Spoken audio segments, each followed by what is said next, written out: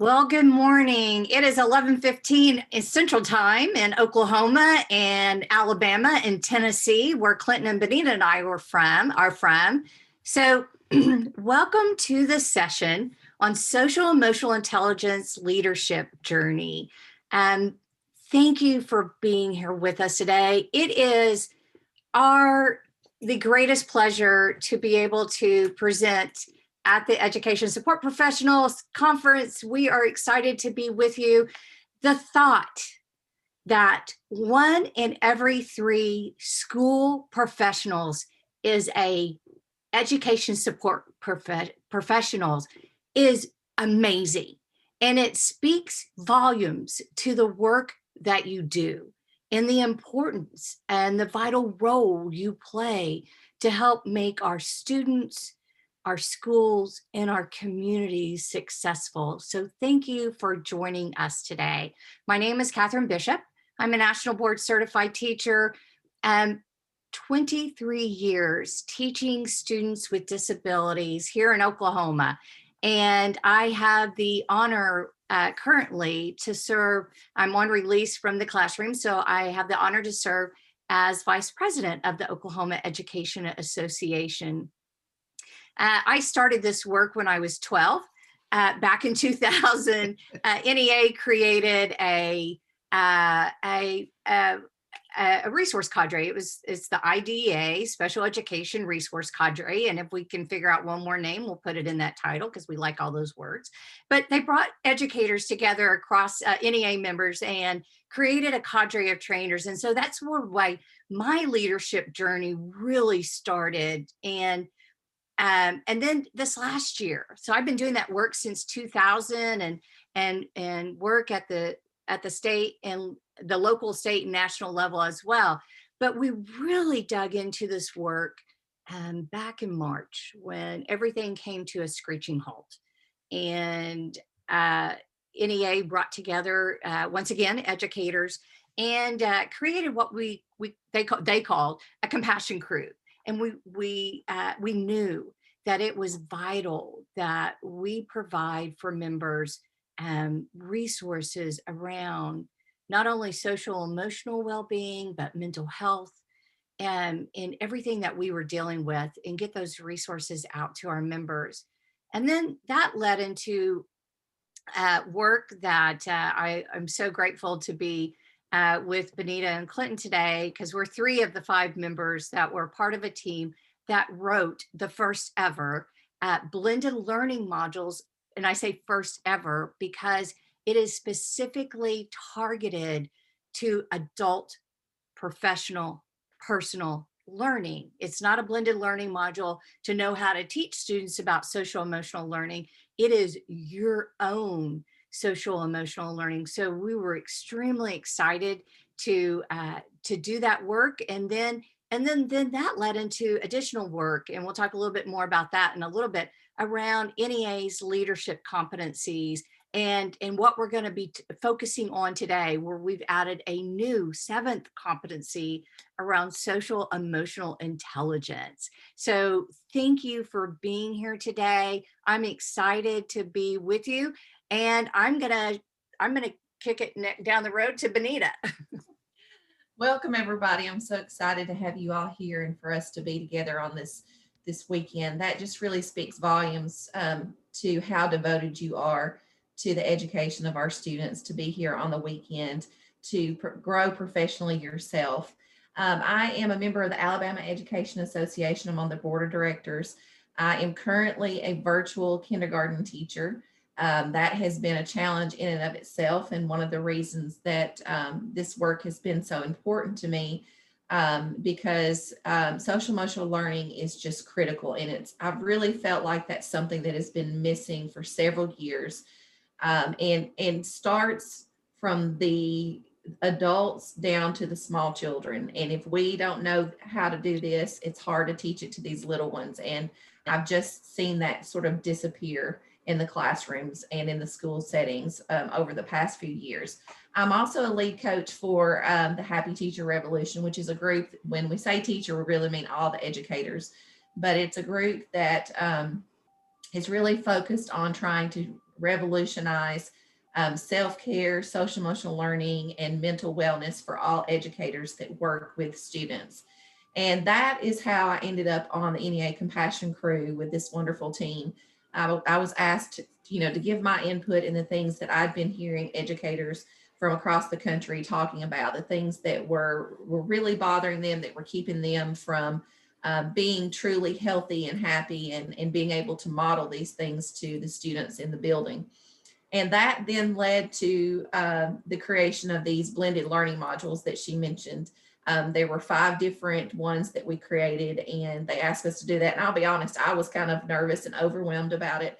But I'm really proud of the work that they've done. We started those this past week, and it's been amazing to hear from people all over the country the things that they've gone through this past year and how they're trying to cope and overcome the stress and all the just the fatigue and the mental drain that has happened as we've tried to deal with this pandemic. So now we're facilitating those modules, and it's become our mission to spread this word to all the different divisions of NEA, and we're really excited to be here and share this with you. And with that, I'm going to turn it over to Clinton so that he can share with you how he became a part of this group. All right. Well, good morning, everybody. I'm glad you're here. I'm Clinton Smith. I'm an associate professor of special education at the University of Tennessee at Martin, a real small town in Northwest Tennessee. I spent 13 years as a special education teacher. I've been here at Martin for about 10, and I spent another 10 in Christian education. So, gosh, I've been working longer than I've been alive, Catherine. I'm not sure. But I am a member of the NEA Compassion crew, also a member of the NEA Special Education Cadre. Like Benita and Catherine, I've helped write the blended learning modules and facilitator for the self-management course. I represent higher education on the TEA Board of Directors, and I also serve as the chair for the Caucus for Educators of Exceptional Children. So I got a lot of irons in the fire, but it sure is a lot of fun. So we're glad you're here.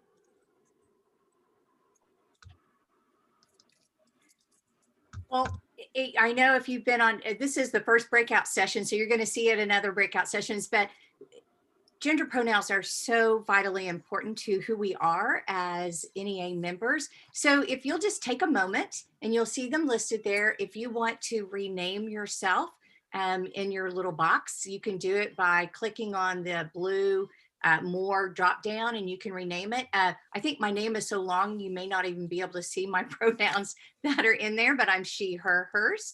And you can do that for us if you would like.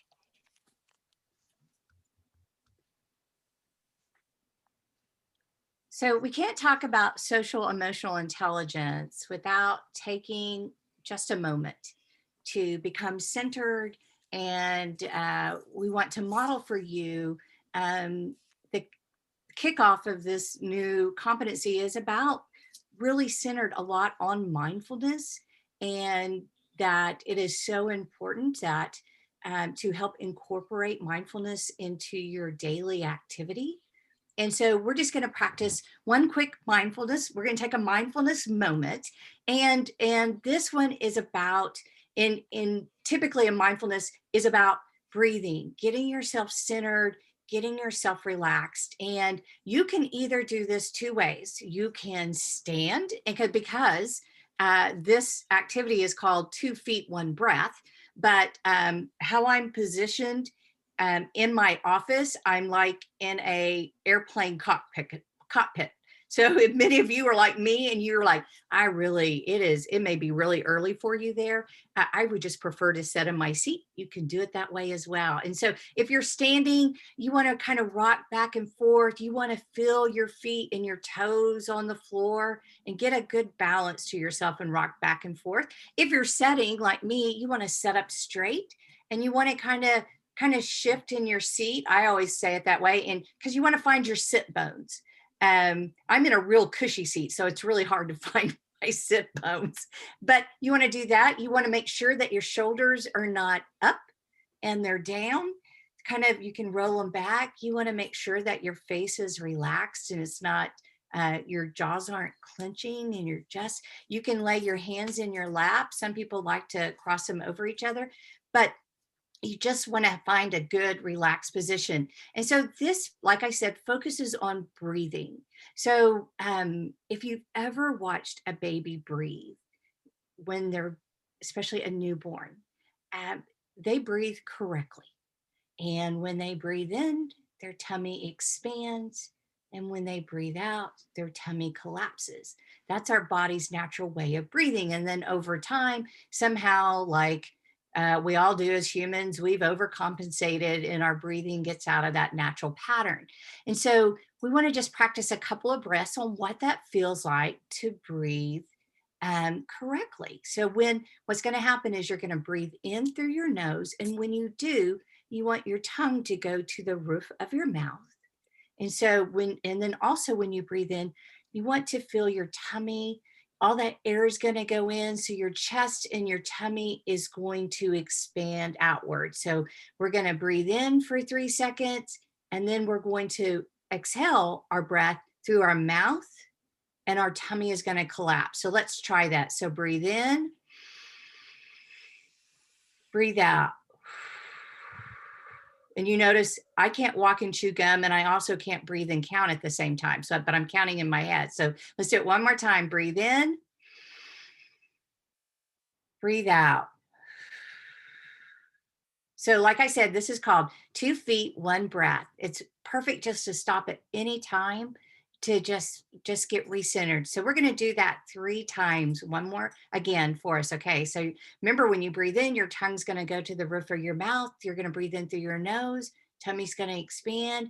You're going to exhale that breath, a big push out through your mouth, and your tummy's going to collapse. So here we go. Breathe in, breathe out. In, out. Breathe in,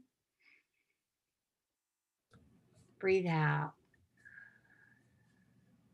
So if you were practicing mindfulness, this could be done anywhere from, like we just did it, or you could do it from 2 to 5 minutes just to stay focused and centered, and to stay focused on your breath, and put you in a place. Because what part of mindfulness is knowing that feeling and that reaction. But sometimes when that reaction is impulsiveness, and so we want to be able to always be able to bring ourselves back to a place that whatever that emotion is happening, that we have space to give it some time before that reaction happens. So Clinton, let's get this show going. All right. So the main thing we're going to be talking about during this session is the new competency in the NEA Leadership Competencies, the social and emotional intelligence competency. And this is at the foundational level. So we're going to be at the very basic level of this. And later on, we'll be talking about the competency themes: self-awareness, self-management, social awareness, relationship skills, and responsible decision-making. We each have our own favorites. I'm sure you'll be hearing that throughout the presentation, and you can decide which one will be your favorite by the time we get done. So one of the beauties about being an education support professional is that NEA developed a specific set of a continuum of professional growth designed especially for support professionals, to know that we have identified 9 career families, and then within that there are over 60 job descriptions. That just speaks volume to the amount of support that are provided to our school communities. So if we look at how does this new competency correlate to the professional growth continuum, you'll notice that in every one of those families, under the standard of cultural competence, you will find the indicator, and it's in the foundational level, to recognize one's reactions to individuals or groups who are different from oneself. And so this aligns perfectly, it almost aligns perfectly to every one of those indicators and the cultural competence standard. And so we want you to know that as you look at that professional growth to continue your professional growth, that this is a key component and fits in nicely with those standards. And I'm going to also, Clinton, I'm going to put that a link in the chat to, if you haven't ever explored the professional growth continuum, I want you to do that. All right, so our objectives for today, we're going to look at the NEA Leadership Competency Framework and its organizational structure, just a real brief look at that. We're going to talk about the progression levels, especially as we get into the SEL framework. And then we're going to take a look at those 5 competencies and then how to identify those in our areas of personal strength and challenges for each of you. So for our norms for the meeting, we like to start on time. We like to end on time. Catherine did really good about getting started on time, and we will end on time. Please mute your mic when not talking. Please turn your camera on. We want to see your faces. We see several of you right now. We want to see your faces. If you need to step away, it's okay to turn your camera off. We ask you to please respect each other's privacy and opinions as we give you opportunities to share. The next one, lean in and step back. Feel free to share. Use the raise hand button or just use the chat, but also please step back and give others an opportunity to share as well. And stay engaged, participate. We want you guys to be engaged in this session, ask questions, use the chat. Like I said, use the raise hand feature. And the last one I struggle with, and Catherine and Benita know this, pay attention, don't multitask. And I do really well at that sometimes, and sometimes I don't. That's one of my self-management skills I have to work on. So you guys are ready to go? Benita. All right, everybody. So we actually we were going to do this electronically, and we found that it just took too much time. So what we'd love for you to do, if you don't mind, is in the chat, put where you are from, so that we can kind of get to know each other and see where everybody is from. You can put, if you want to, you can put a short little description about what you do, what your job description is if you want to, but we'd love to see where everybody's from. I'm seeing New Jersey, I'm seeing Oregon, South Dakota, Massachusetts, Oregon, Wyoming, Minnesota, Arizona. Several from Massachusetts on here. I think I saw a fellow Alabamian in here a few minutes ago. Seattle, Louisiana, North Carolina, Illinois.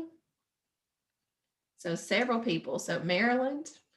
So as you can see, we're coming from all over the United States. And that's what I think is so wonderful about NEA and these conferences that they have, that it doesn't matter where we're from, we can come together with the focus of making sure that we are receiving high quality professional development, that we are taking these things back to our local organizations and our communities, and we're learning and growing from that, and able to share that on with others. So with that, we'll go to the next slide. And I can't remember, does this go back to Catherine? I think it's me. Oh, is it you? Okay. Yeah. So if you're familiar with the Leadership Competency Framework, would you give me the thumbs up sign? You go to reactions and hit thumbs up if you've seen the NEA Leadership Competencies document before. See a few folks who are familiar with it. The Leadership Competency Framework was created by NEA members for NEA leaders. And we just had a chance to redesign that document and edit it just over the past few months. And I think all 3 of us were on that committee with several others, and they've done some great work there. But basically, the framework of this is basically the belief that all educators are leaders and that we all have this unique set of competencies to help us in different areas. We all have different strengths as leaders. So also, what does it mean to be a leader in NEA? Through the development of these competencies. It used to be 6, but now it's 7. And we're so excited about this 7th one. As you'll see a little bit later on, it's going to be the focus, and it connects to all the other competencies. So the first one, like I said, we're just going to cover these real quick because a lot of you are familiar with this, but the first competency is advocacy. And basically, we're just advocating the cause of public education through social justice to meet the needs of our students, but also for our members' professional needs. That's one of my favorites. Communication, what is our strategy to drive our goals? governance and leadership. How do we run our organizations? What are our strategies to be successful? And how are we building a pipeline of future leaders? The next one, leading our professions. That's what we're doing here today. We're at this professional development session, and we're learning how to be better leaders. Organizing, how to get stuff done we want done, right? And that grassroots effort that we do to identify new members and recruit new members and other leaders into the association. And then the sixth one is strategy and fiscal health. Basically, we as leaders, we have that fiduciary responsibility of taking care of our money and being transparent with what we're doing. And that's what this competency covers. And then number 7, social and emotional intelligence. And you're about to see how this really ties into all of the other competencies. Benita has posted a link to the new guide in the chat. And it's a really cool new graphic they're going to use for that. And Catherine, why don't you take us there? Now, when the leadership competencies have gone through several revisions. It was created to around 6 areas that leaders needed to help them grow in their leadership journey. And let me just say this: by you being a part of this conference today, you are a leader. You are a leader. You have stepped into a brave space, and you are a leader. And so over the last a couple of years ago, then with those competencies and that competent, they should never be static. They should never be they should always be evolving. And so several years ago, they revised the competencies and made sure that it had a lens on social and racial equity in there. And so that went through a revision process. And then, as I talked about that, with everything that's happened, this was an area that the NEA was focusing on social emotional intelligence, but because of it just kind of accelerated the work that needed to be done. And it really brought home to us this last year the importance of social emotional intelligence. And the coolest thing of all, this 7th competency wasn't just added to the circle. It wasn't just one more add-on. It's in the center. It's in the center for a purpose. This is about the whole person. And this is where it has to start. It has to start with ourself. I always hear the adage, you're going down in a plane crash. You don't put on everybody else's mask before you put your own on. You got to take care of yourself. So this is about putting your mask on first, so that way you can take care of others as well. And so that when we finally got to see the final graphic, it was like, yes, that's what it's about. We can't say whole child, whole school, whole community without saying whole adult, whole school, whole community. So we're excited about this work. And this is the kickoff of it. This is not, this is a foundational presentation. So this is just dipping your toes in it to letting you know what it's about so that you can start that journey as well. And if you notice around the circle, whoops, went the wrong way. If you notice around the circle, you see level 1, level 2, and level 3. These are the levels of progression in the competency framework. The first one is a leadership of self. How well do you know yourself? And that's that very foundational, as Catherine was saying, a very foundational place we need to be. We need to understand ourselves. And this is where social emotional learning comes in, and self-awareness, self-management, social awareness, all those things come into play for that. And then the next progression is the leadership of others. Because once we understand ourselves, then we can lead others, we can mobilize others, we can help others build their own strengths. And then the final level of progression is leadership of the association. Because once you learn how to learn about yourself, you can lead others, then you can lead the association, whether it's at a local level or a state level or even at the national level. So one of our partners that we've worked with are the experts in social emotional learning, and it's CASEL, and which is the Collaborative for Academic Social Emotional Learning. And they have been doing this work. They anytime you hear about SEL or social emotional learning, everybody will go, oh yeah, CASEL, because CASEL is where the foundation, they define social emotional learning. And it started in 1994. And one of the co-founders was Daniel Goleman, who is, his work is around emotional intelligence. And so their work at the time centered around pre-K to 12 students. What do students need to be emotionally wise, healthy, and to grow into supportive adults? But even CASEL has changed their definition and realized very quickly. They just did a revision of this past year, and to include, it's not just students, it's just not P12.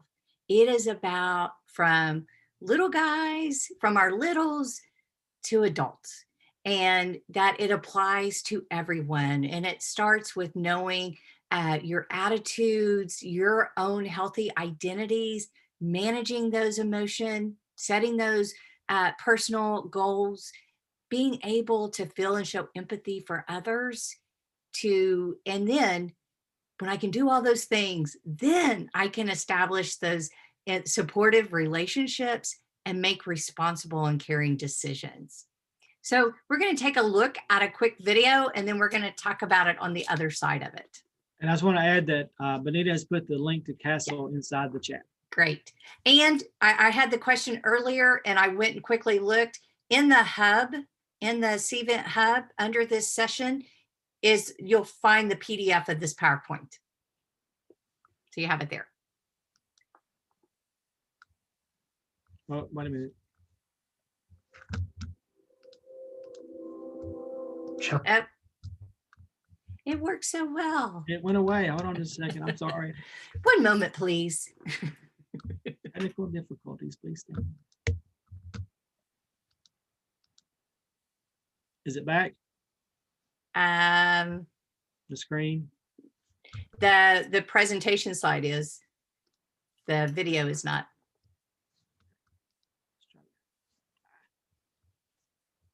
Describe. Poo. It worked so well last week. I know. We did it 3 times last week. I'm telling you. I promise it worked. Last week we used Google Slides. Remember, it's opening up in a separate window because we're using PowerPoint this week. Yeah, we got it. Give me just a second. I will get this. Clinton is an expert on this. That's why he's running the show. How about now? Perfect. Yay. Here we go. Uncertain. These words all describe what we're experiencing right now as students, educators, and families are faced with navigating a new normal. But as we plan for the school year ahead, one thing is clear: the intrinsic value of social emotional learning, or SEL. Here's why. 1. SEL can foster a sense of safety and be used with trauma-sensitive practices. Students can't focus on learning if they don't feel safe and supported.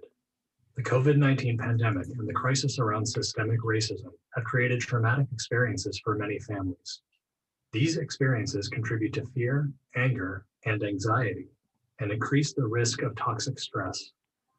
As part of a trauma-sensitive approach, SEL can help students manage their emotions in a safe and supportive way and set them up for learning success. 2.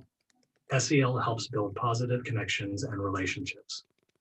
This upcoming school year involves a lot of uncertainty, and site closures have made it difficult to maintain the strong relationships that previously developed between students, teachers, and families.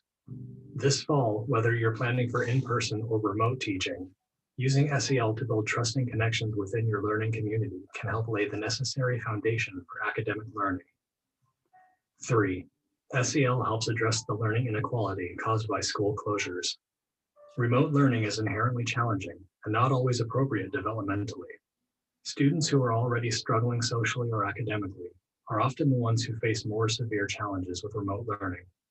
SEL can play a key role in helping students build the skills they need for effective learning, from self-regulation to problem solving, especially in an out-of-school setting. 4.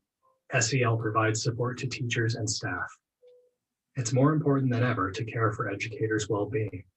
By helping teachers and staff manage stress, build trust with students and colleagues, and stay engaged at work, SEL can strengthen the whole school community. Now is the time to bring SEL front and center. But don't just take our word for it. In a recent survey by CASEL with responses from 37 states, 84% reported that SEL has increased in importance as a response to the COVID-19 pandemic. And 78% of states reported that district-based SEL requests have increased since the beginning of the pandemic. We often talk about SEL in terms of improving behavior or its academic benefits. But SEL also builds skills that help bring us together in times of crisis and in everyday life. And in this uniquely challenging moment, SEL is a critical tool in both addressing the immediate needs of students, families, and staff, and helping them succeed in the new school year.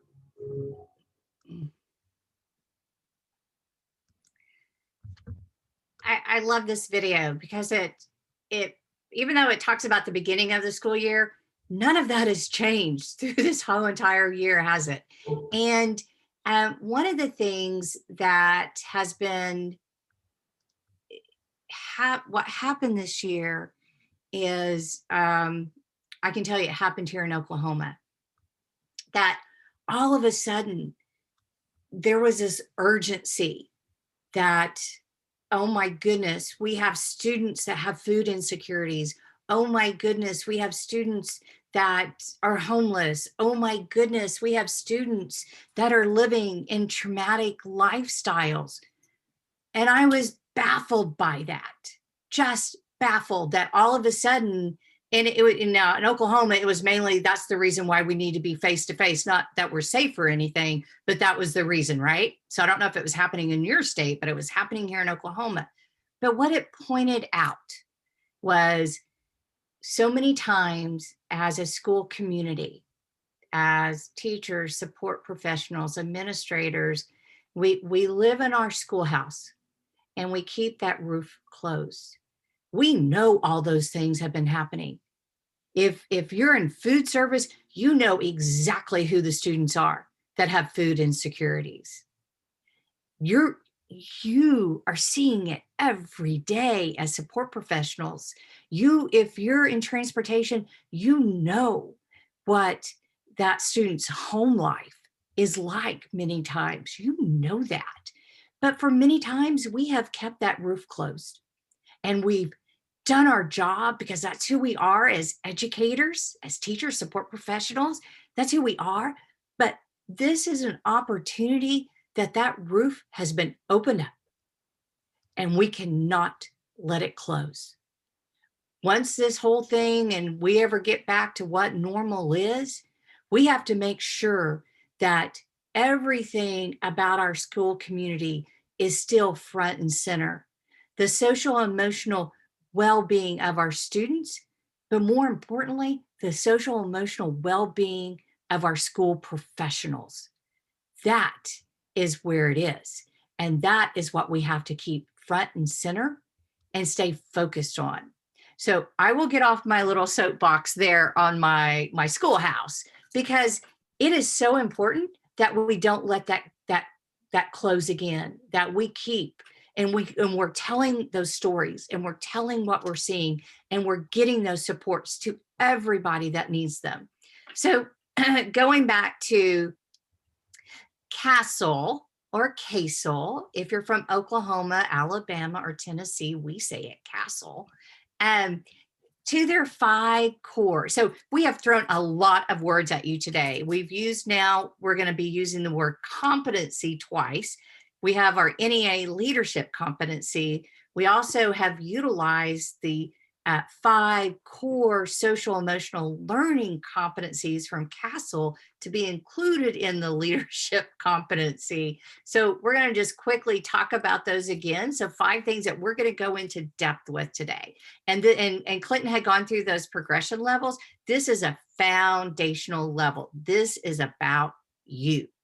This is about your professional, personal growth. So we're going to talk more about what self-awareness is, what self-management is, social awareness, relationship skills, and responsible decision-making. And also, if you look at the graphic on the right of the screen, CASEL also revamped their wheel. It used just to be the wheel of the 5 core competencies.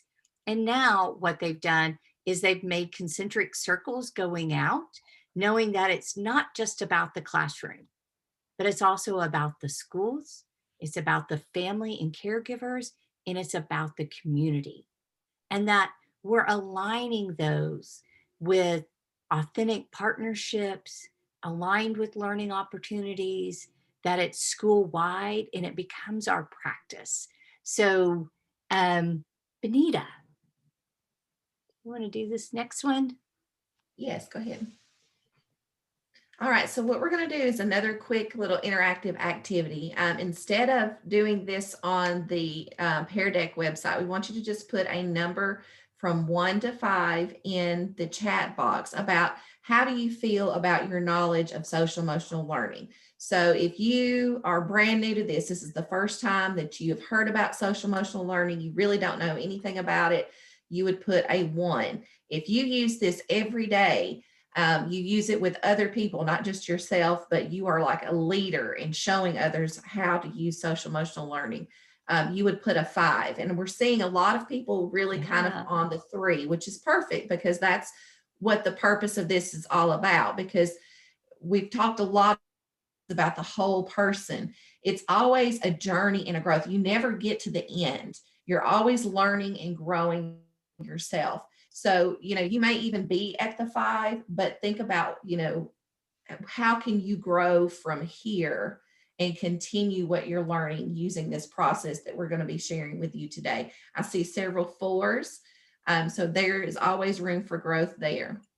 One of the things that I really liked about in that circle was the word authentic relationships.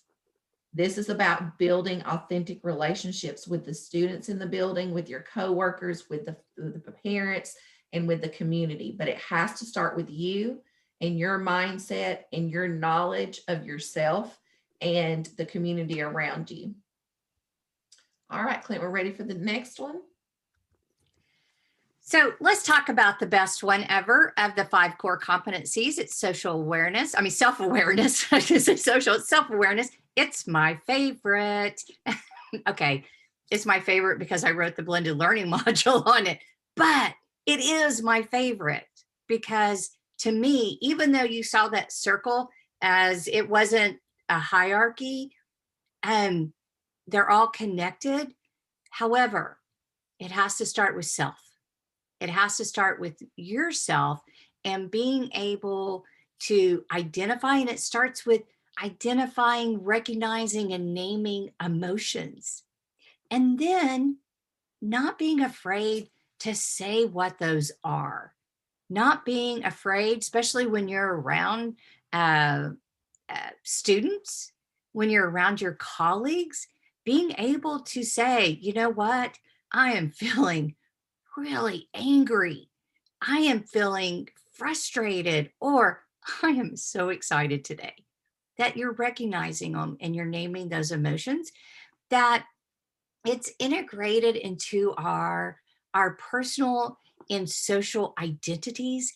And to me, also identifying those personal, cultural, linguistic assets.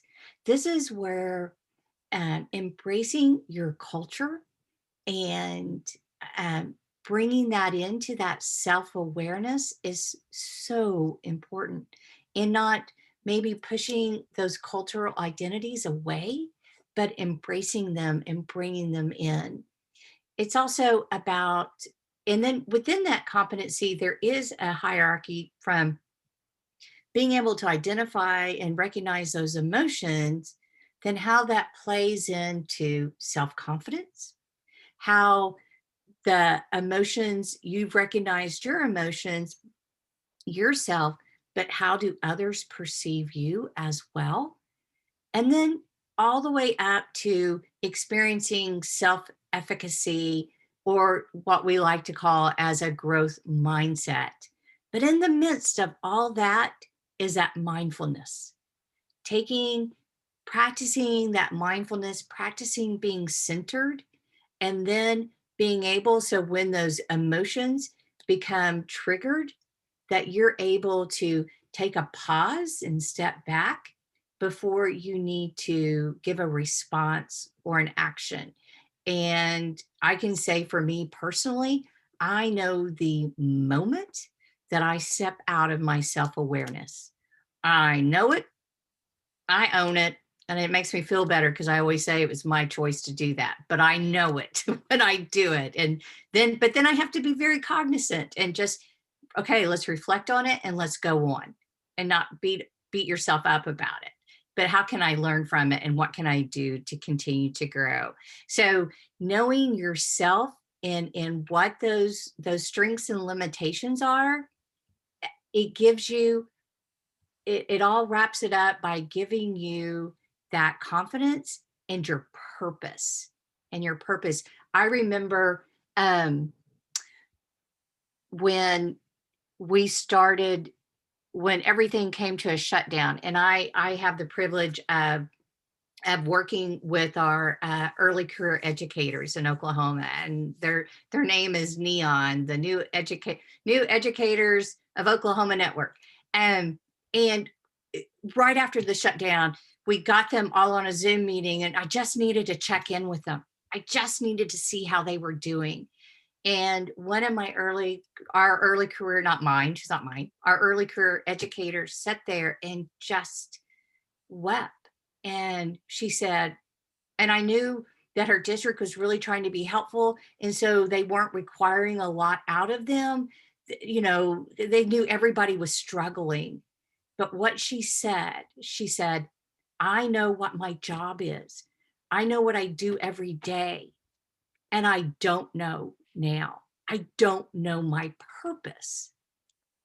And it hit me just in the face that we all have that purpose, and it's situations like that that we quickly lost, for many people, lost that sense of purpose. And so that's why being able to bring it back to that self-awareness again and keeping that sense of purpose, and no matter what the outside variables may be, whether it's a pandemic, it could be just somebody that's caused you some frustration or joy, knowing that it's about that sense of purpose.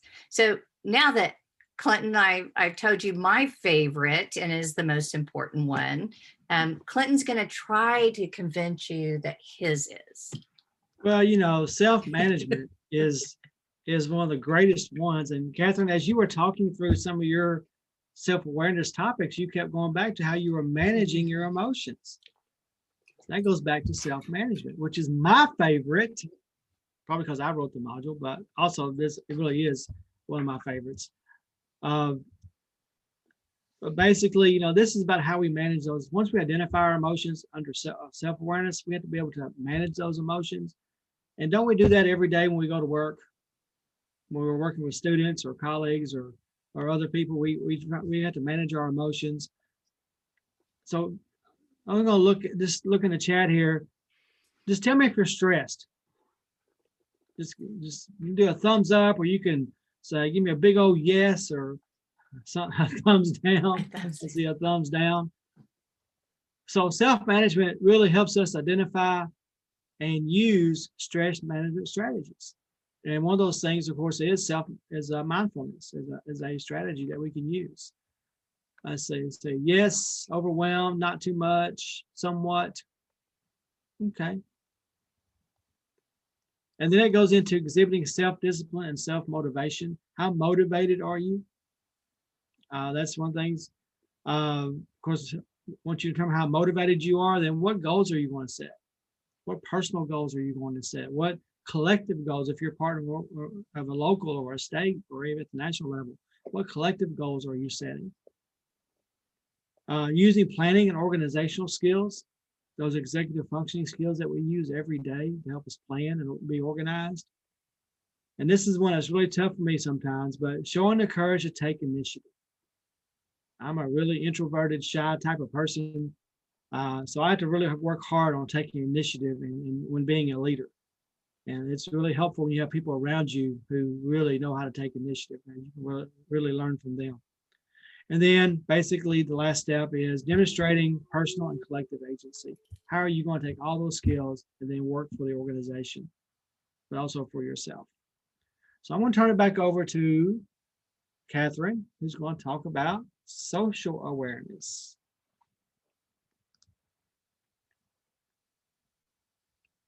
And you're muted.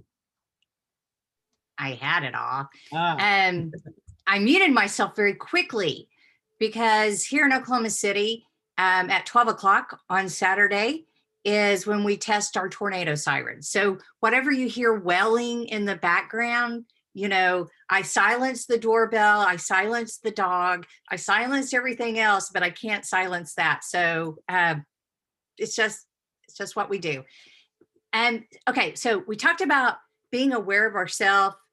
Clinton's helped us manage that self. But then there's another component of awareness that we have that is so vital to our whole social emotional intelligence and well-being, and that's our social awareness and the ability to understand, recognize, understand the everyone around us. And since we have time in this one, this session's a little longer than our last time. We did something in one of the sessions, and I'll ask your permission to do it here. If you had to rate our country, the United States, we're going to give it a letter grade. We're going to grade it. What grade would you give it for the United States this last year of our social awareness as a country? What would you give it? A, B, C, D, F? There we go. We got F. C. Yeah. Lots of F and D. Got a minus. Yeah. There is close to an F, but not quite. Yeah. Especially it may be just how we viewed others as a country has been really difficult this year. But it has to start with ourself. And so our self and how we're socially aware and how we convey that to others. You know, social awareness is about being able to take others' perspectives and being able to demonstrate empathy and compassion. And as a country, we lack that this year. We had it being done individually, but as a whole, we did not do well about that. And showing concerns for others and how they're feeling, being able to express gratitude, and then looking at our biases and doing some self-reflection there. And that also comes in that self-awareness piece, but it also is involved in the social awareness, being able to identify those diverse social norms. And then that also includes unjust ones that we see that are unjust. And then being able to know that how our systems and our organizations, how they can influence that behavior. I am a big Brene Brown fan. I love Brene Brown. And in Oklahoma, I had the opportunity to travel our state, and you get in your car and you go. Well, this year, because we haven't been able to be a lot of places just for safety reasons, and that's where I listen to Brene on a podcast. But she has a great podcast, and she did a podcast right after January 6th and the insurrection that happened.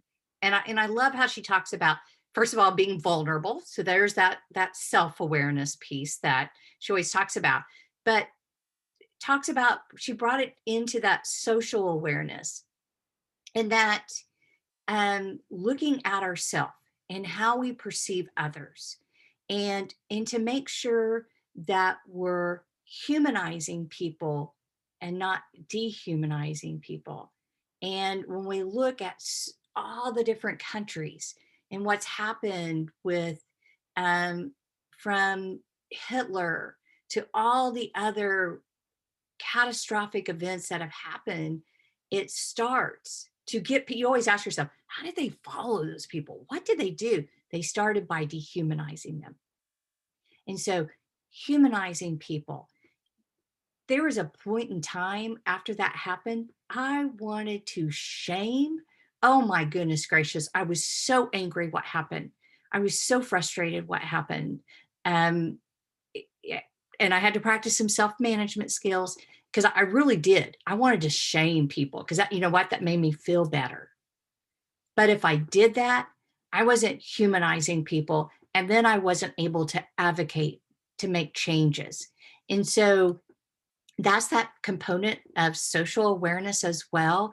We have to have that really well-rounded center of self-awareness, managing that self, being able to carry that forward as we're socially aware and how we're working and perceiving others and how others perceive us. So now that we've kind of set that stage, Benita, tell us how we need to go forward with that. All right, so the next one is relationship skills. And I'll be honest with you, when I got ready to write, this was, it was not the one I was assigned to. A lot of the work that I have done with Happy Teacher Revolution and with the Alabama Education Association has been centered around relationship skills because you heard me mention before about those authentic relationships.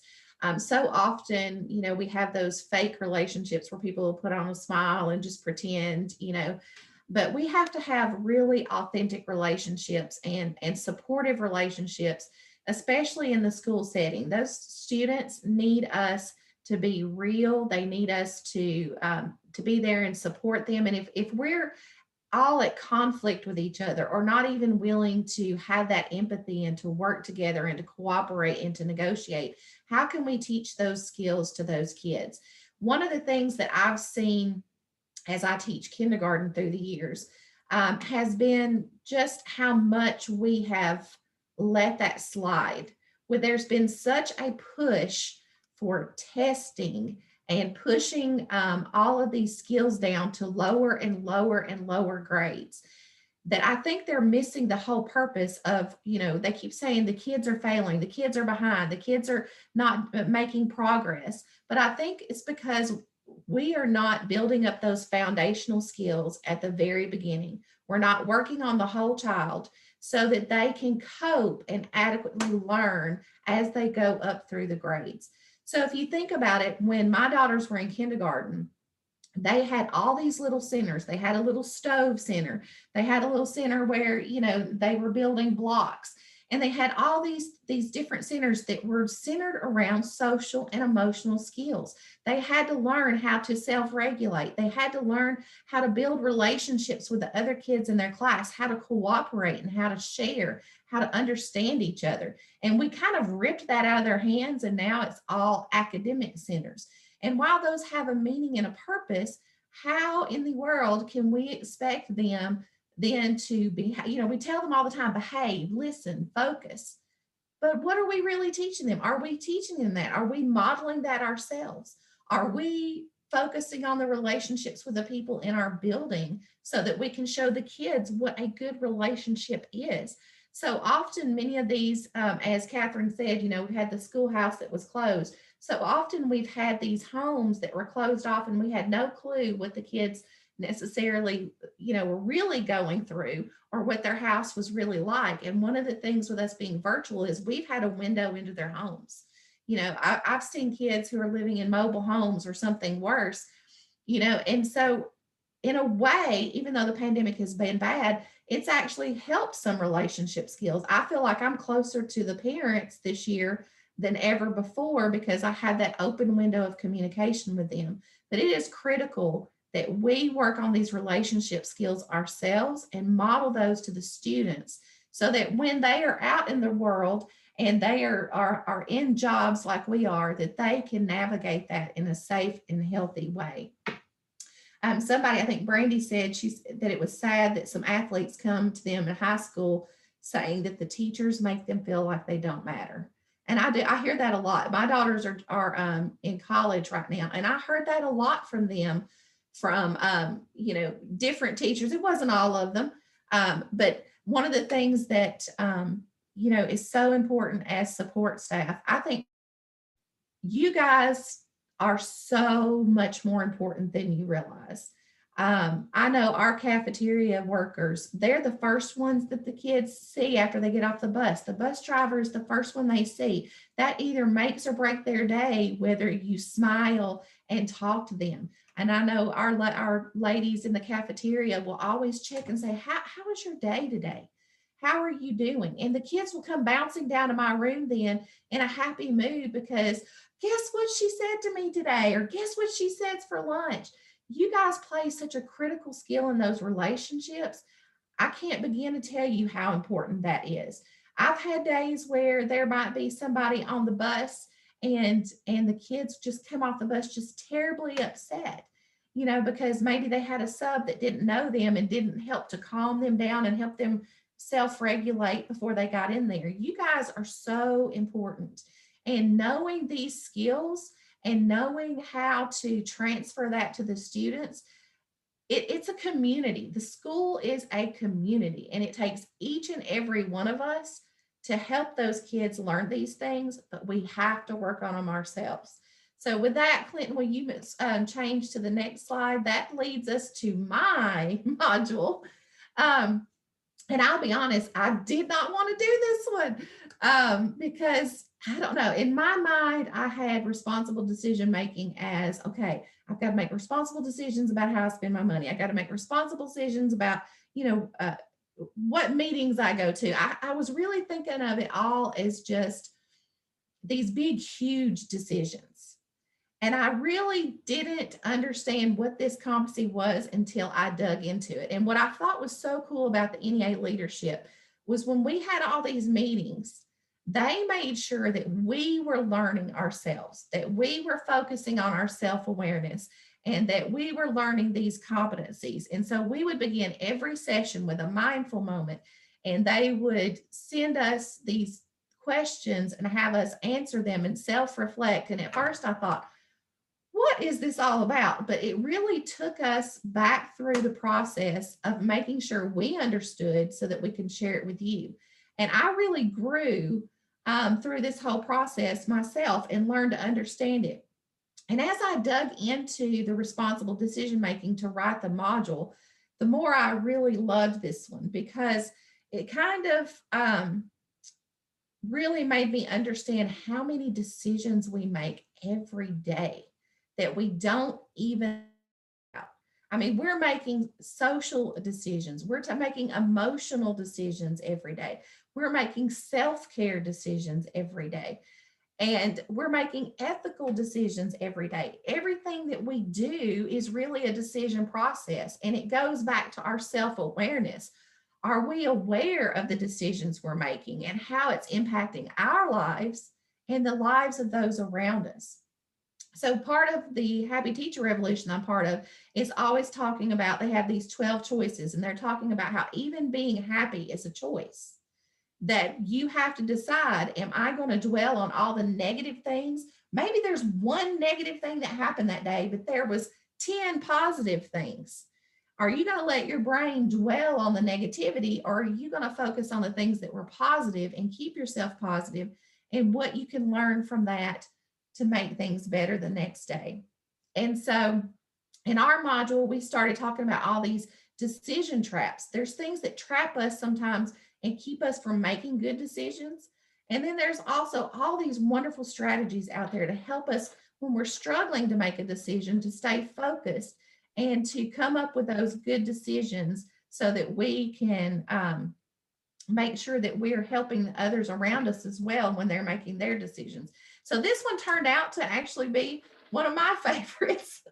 And I was very surprised at it. But we make a decision every day. You made a decision to be here today. That was a decision that, you could have decided to stay in bed later on a Saturday morning. You could have decided you wanted to go hiking or doing whatever, but you chose to better yourself for your school, your job, your community, whatever it is that you do. You made that effective and responsible decision to do something to make your life better. And that's what this is all about, is it starts with that self-awareness. You knew that you wanted to do this, that you needed to do this, and you made that good, responsible decision. So with that, Clinton, will you go ahead and share the next slide? So with that, we want you to stop for a second and think. So we told you that this was a very, very foundational level. This starts with yourself. And we did the little survey a little while ago between 1 and 5. And a lot of you said you were kind of in the middle. What are your next steps in this journey? What can you do to take this now from where you are today and move forward, either to better yourself or to do this, to share this with others in your community? So really stop and reflect. If you want to share in the chat box, you can. If not, just kind of reflect in your head, what are your next steps? If you didn't know a lot about social emotional learning, what can you do? Can you go explore CASEL? Can you take one of the, and I was going to drop this in, one of the modules that NEA is preparing. We've just started these, so it's going to be late summer before they start again. But what kinds of things can you do to learn more about this? And then if you already use this a little bit with yourself, how can you move to the next progression level as a leader? Can you share this with your local or with the other people in your work site? You know, and if you're already a local leader and you've been sharing this, what can you do even on a big organizational level? Is this something you can share with your state affiliate? Or can you try to get involved in a much larger arena, you know, such as something national, to start sharing and spreading what you've learned? So really self-reflect and think about, how can you share this after you have worked on yourself? Where can you go with this? I love what Brandy said. She said, I'm going to share it with our coworkers, especially the paras who aren't as involved. That's very excellent. And here's the thing that I don't like. I feel like our support staff do not get adequate training and support like they should. I know that, like our school district, we have 7 or 8 days that we come back and we're doing all kinds of training and stuff. And sometimes it's in stuff like this, but they never invite the support staff. And that really bothers me, because as I've said before, the support staff are sometimes the first ones that work with these kids. I think everybody in the building, everybody in that building needs the opportunity to learn these things. So how can you advocate for that? Part of one of our, you know, competencies is advocacy. What can you, as a leader in your area, try to make sure that stuff like this is being trained to the people in your building? Maybe it's time for you to advocate and go to the school administrator or the district administrator and say, I really feel like the people in my building need to be trained on this. So think about that as far as your future. Let's see, Gail says it's important for us to make sure that we talk about these things when, as a leader, we're working with, oh, it's moving so fast, I can't read it. Yeah. Collective groups. Yes. You don't get enough training. Absolutely. Benita, there's also a pre-assessment or self-assessment on the CASEL website that they can do as well. It's for adults. It's not just for how you work with students, but it's for adults, and it's really for you. And I think, if I'm not mistaken, Catherine, that is one of our documents in the hub. It's not in the hub, but the link is on the resource page. So, but the PDF of the PowerPoint's in the hub, so you should be able to get to the link. And CASEL has a lot of resources that are not just for the classroom, but are for families, for individuals, and for communities. They just have I mean, you can spend hours there on their website, but they have a lot of resources, but NEA has posted a lot of resources as well. So make sure that you have the NEA website and the social emotional learning resources that have been put up there as well. Great comments in the chat. Catherine, you said partner up with the school counselor and have a good working relationship to keep support staff informed in SEL. Absolutely. It's about that whole community and working together. Confidence. Okay. I like what Deborah said. We present a weekly virtue for our pre-K class and would like to introduce it to the entire school. Absolutely. That's so important. And it doesn't matter what grade they're in, they still need these skills. And I think sometimes people think, oh, only the little ones need some of this stuff and that it's not worth the time to do this. But I tell you, I started mindfulness and things with my kindergarten group last year. It totally transformed my class. We would have a mindful moment where we would just sit and I taught them these breathing strategies. So if things started getting out of control, rowdy, or somebody was upset, I could say, let's get in our mindful spot and breathe. And it would just totally transform the class. It would calm me down so that I responded appropriately. And just, it gave the kids an opportunity to just kind of relax for a minute, compose themselves so that they could continue on learning the rest of the day. And we have to remember that ourselves too. When we feel ourselves getting overwhelmed, maybe something's not going right at work that day, we might need to just go put ourselves in a side room somewhere for just a minute and just breathe for a second. I can't tell you how many times that helps. And Benita, that brings up a great point. It starts with yourself as the adult. So when Benita's in with her littles and they're talking about mindfulness, she's able to convey to them how she's feeling, she's modeling. And so that's why it is so important to start with adults and yourself. And so that way we can model it. Blake West is also on with us with NEA. And Blake, the question was asked, are there CEUs available for attending this session? And that's something where it often depends on either the state policies or school district. We can provide a letter to confirm that someone has been a participant, and hopefully that will be able to be translated at the local level then. Okay, great. So who would they need to contact, Blake, if they were needing documentation of a CEU? They could contact either the folks that are in charge of overseeing the conference, such as Jessica Brinkley, but if they also want to reach out to me, I'll put my email address in the chat box. So I'm happy to track down the right person and make sure to help. Okay, great, thank you. So we're wrapping this up for you. Did we already do the resource slide? I apologize. Yep. Yes. So there's all the resources for you. So you can say, I need to learn more about CASEL. There's a link for that. There's that personal assessment that's in there, the blended learning modules that Benita talked about, and the new NEA leadership competencies as well. Reach out and contact us. We want to be any assistance that we can to you and have you to help with this journey going forward. This is the kickoff.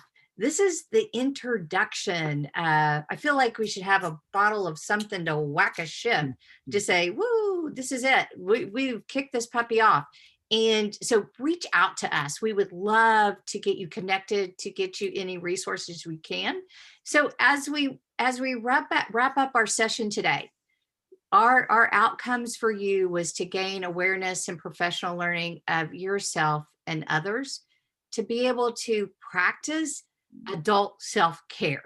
And you may hear it a lot that self-care is not doing yoga or getting sleep or some of the other things, because those just are really quick and they make it sound good.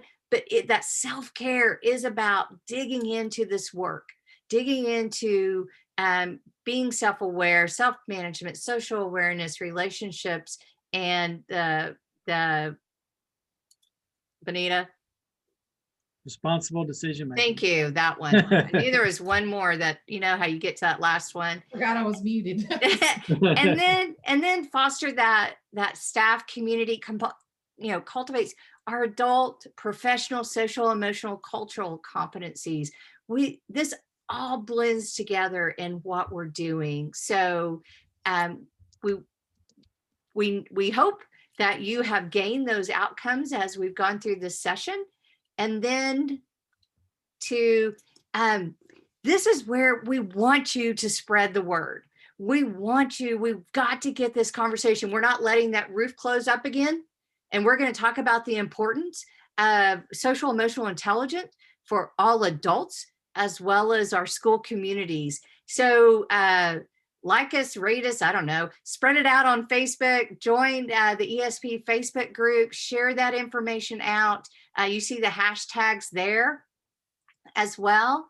And then the last side is to make sure to let us know your thoughts. Back in the feedback card in the event tab in the hub, I have loved that hub. We got to use the hub last week with the leadership the leadership summit, and the hub is awesome. It's just a one-stop shop, and you can find everything there. And there's also a resource on that. We have about 5 minutes left. Anything that we missed or you need more information about? Seeing lots of, I can't wait to check out the resources. Great. Information, share this with others. And that's why I love on the continuum of the progression level, when you get to that, the association level, agenda driven, you're able to look at and say, is our association, are we reflecting these 5 core competencies? Are we reflecting and making sure that as an association that we're healthy and we're strong? And in that way we can be agenda driven and help everyone in our school communities. So Benita, Clinton, any final words? I'm just grateful that everybody came today, and I'm over here enjoying the comments so much that people are inspired to go back to their work sites and to advocate for better training and to advocate for the students. That's exactly what we want you to do. Just don't forget that it starts with yourself. It takes practice. Even this mindful breathing, when she talked about how the babies breathe from their stomach, I was diagnosed with a rare autoimmune disease back in December. And one of the things the doctors told me was that part of my lungs were collapsed, that I had not been, part of it was from the disease, but part of it was from just not breathing deep enough. And he said that the things, as adults get older and older, they breathe from higher and higher and higher up. And that's why there's so many problems with pneumonia and things like that as you get older. And so really learning to practice these things helps you stay healthier mentally and physically, so that you can help these students too. We can tell them to calm down all day long, but until we show them and model it to them, they're not going to understand.